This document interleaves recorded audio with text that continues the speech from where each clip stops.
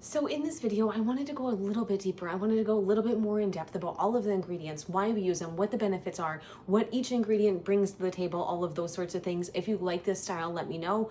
Or if you prefer how I was doing my videos before, let me know that. I can customize them to whatever you guys think is most beneficial for you. I really like when I'm making these videos, I want you to get the most out of it. That's why I thought this might make a little more sense, because when I'm formulating a recipe and when I'm coming up with these are the things that I'm looking at. So before we dive in, I think we really need to understand the ingredients that we're using and why we're using them, right? So to really start making your own skincare, you have to really understand it. So the first ingredient that I want to go over is cocoa butter. The reason why I'm using cocoa butter in this lotion dot recipe is cocoa butter is solid at room temperature. It has a very hard, brittle consistency, and this is what's going to allow our lotion dots to stay in solid form, right? We don't want them being melty or anything like that. So the cocoa butter is going to create the foundation for the lotion dots. Another cool thing about cocoa butter, very, very moisturizing, and also it's an emollient. So what an emollient is it creates a protective layer on your skin. All beneficial things that we want when using a lotion dot. So the next ingredient that I want to go over is mango butter. So mango butter is also a solid butter. Which is going to be very important when we're making lotion dots, right? Because they have to keep their form. Unlike cocoa butter, which is a very, very hard butter, this is a softer butter. So what that means is it's not quite as hard, it's a softer butter, and it's going to melt very easily on your skin. So if you hold mango butter in your hand, what you'll notice is it will start turning to room temperature very quickly. Now, what this is going to allow us to do is this is going to allow us to make the lotion dots be solid, but then when we put them on our skin, they're going to easily melt. So it's allowing us to keep the foundation of the hardness of our dots, to keep them in dot form, but then to easily use them. Very, very important ingredient. Mango butter is also very moisturizing, and much like cocoa butter, it is also an emollient. So when you think about why we use the mango butter, it's really because we want to add some creaminess and some spreadability to our lotion dots. Now, in this recipe, I'm using apricot kernel oil. You do not have to use that. You can use any carrier oil that you'd like. So the purpose of a carrier oil is to dilute all of the butters that we have, right? So we don't want this to be so thick we can't get it to go on our skin and it's not really a lotion. So the carrier oil is going to go ahead and dilute that. I chose apricot oil because it's fast absorbing and it has some benefits for your skin. You can swap this out. A great substitution would be something like jojoba oil, or any kind of oil that you have around would be completely fine. But the carrier oil's purpose is to thin out our butters because we don't want it too solid, right? It's a little bit of a balancing act between we need this to stay solid, but then we also need it to be spreadable on our skin. Another thing that the carrier oil does is it makes this product less heavy. So we want more of a lotion consistency, and we don't want it too heavy like a body butter. So it kind of helps makes that balance, and it really makes this a very well-rounded product. Our next ingredient is going to be vitamin E oil. Now, vitamin E oil is certainly optional, right? So if you don't have this, don't feel like you have to go out to buy it in order to make your lotion dots. You don't at all. You can take the 1% that we have in here for vitamin E oil, add it to your carrier oil, and your product's going to turn out exactly the same. It's not going to make some devastating impact to your lotion dots if you don't have it. Now, vitamin E oil is used for two things. So vitamin E oil is a natural antioxidant. Also, and this is the main reason why we use it, vitamin E oil prevents butters from going rancid due to oxidation. So when oxygen hits our butters, they start to go bad, they start to go rancid. And we want to prevent that as much as possible. Now, you don't have to have it because both of these butters have a pretty long shelf life, but this just kind of helps to extend it and kind of a little bit of a protection towards your butters so they're not going bad on you, right? So if you want to know more about shelf life of products and you want to dive a little bit deeper, I'm going to attach a blog post that I have that goes really in depth on that. But for right now, just know that that's the purpose that we use the vitamin E oil. So the next ingredient that we're going to go over is fragrance oil. Completely optional. You don't have to have it. However, I strongly recommend you keep it in because it just brings something more to the lotion dots. Unless if you want them plain, completely fine. But it's such a fun spot. That's where you really get to customize, and it's easy. You can pick any fragrance oil that you have and you can customize these lotion dots. It's a whole lot of fun. So the one thing you're gonna wanna pay attention to is what the use rate is. So mine, the one that I'm using for a lotion, it's 1 to 2%. So I went all the way up to the 2%. So just make sure that your fragrance oil is gonna fall in the same use rate. If not, go ahead and adjust accordingly. And I do this weird thing. So when I am making my recipes, I smell the fragrance oil and then I determine what color it smells like to me. I don't know if that makes any sense, but that's the way that I do it.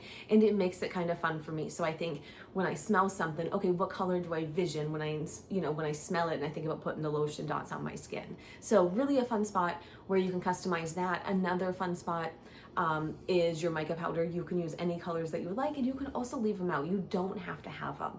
The mica powder adds a bit of color to our dots, so it makes it a little bit fun, a little place where you can customize very easily, and it adds just the tiniest amount of shimmer when you put it on. So I would use them, but you don't have to at all. You can make this as customizable as you like, or you can just follow the recipe, leave out a couple of things, and that would be fine. Without further ado, let's actually dive in and let's learn how to make these. When you're weighing your ingredients, you're going to start out by putting your container on your scale, hit the tare button, and it's going to read 0 while the scale's on there. It's very important that you weigh out all of your ingredients. You can never make your skincare and then just do like, I'm going to use half a cup or I'm going to use a tablespoon or something like that, because you're never going to get an accurate amount.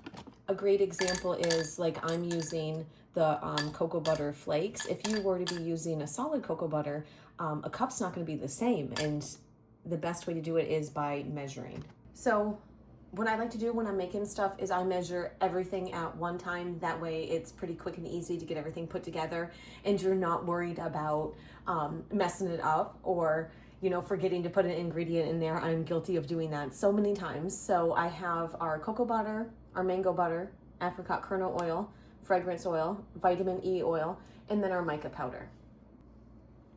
You're going to need a heat-safe container because we're popping this on a double boiler. To that, we're going to add our cocoa butter. And at the same time, the mango butter.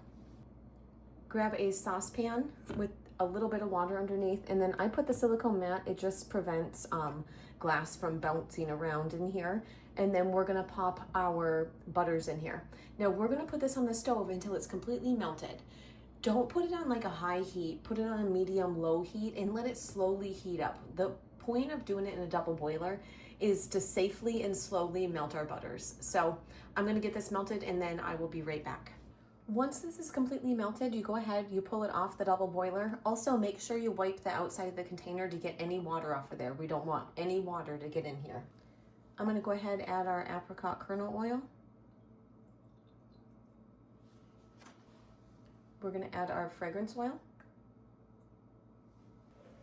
And at the same time, we're going to go ahead, we're going to add in the vitamin E oil.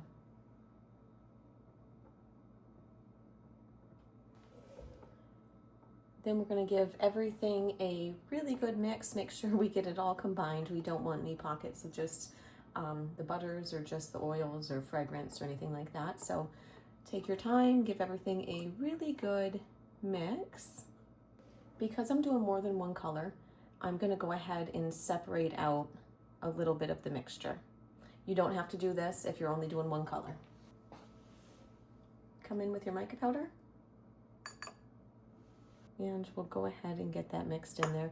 Now it might take you just a little bit to get all the clumps mixed out and to get everything in there. That's actually really pretty.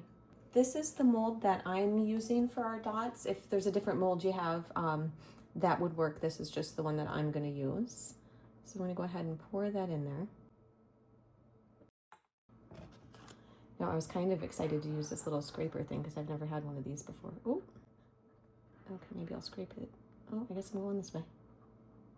Kind of has a mind of its own even with the scraper.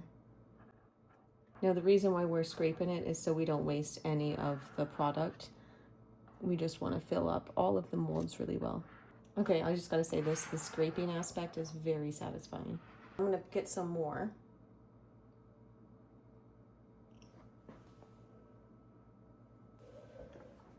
And what I'm doing, if you can see here, is I'm just mixing in purple into this batch.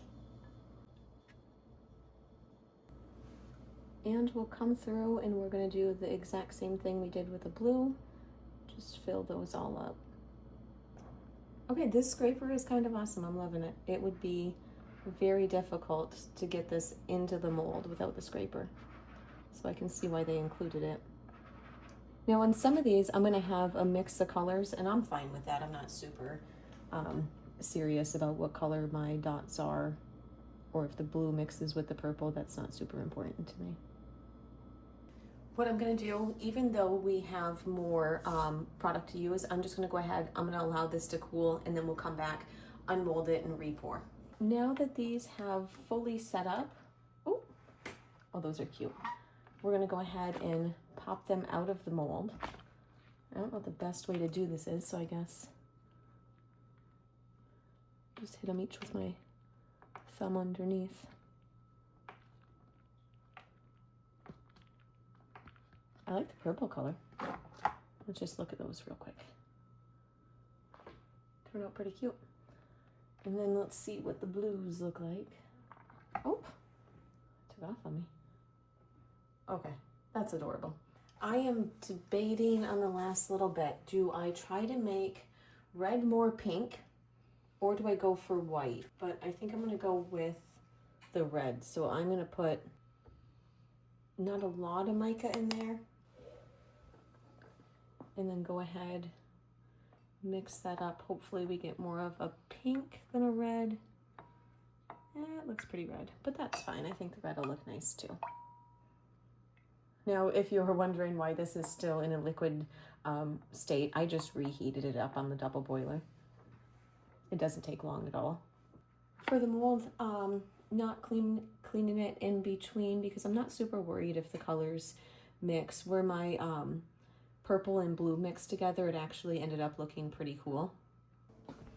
So now that we let these completely cool, we're gonna go ahead, pop these, ooh, these ones out of the mold. Ooh, okay. My little bit of red does look pink, which is what I wanted. And we'll just come through, get all of these popped out.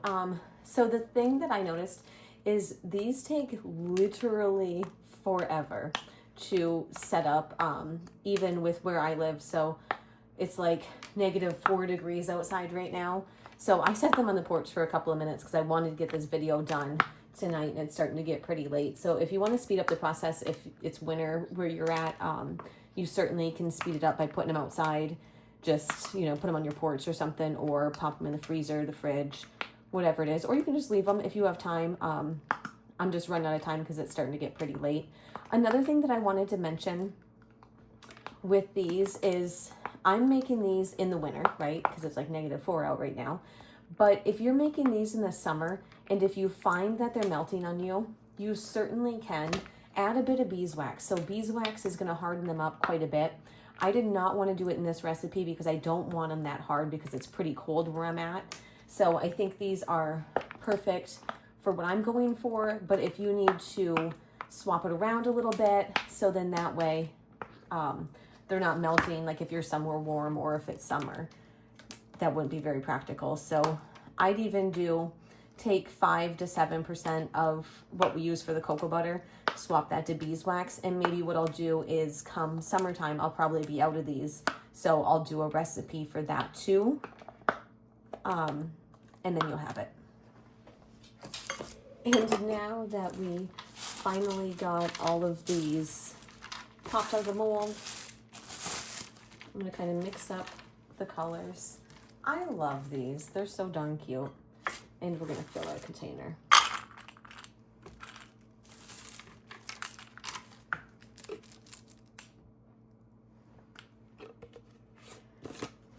And because, like always, I make too much of everything,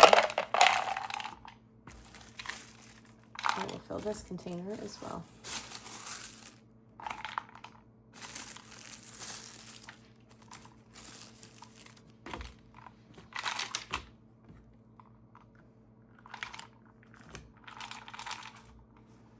You know, I thought I was gonna like how this one looked, but this one, way cuter. I like that container better.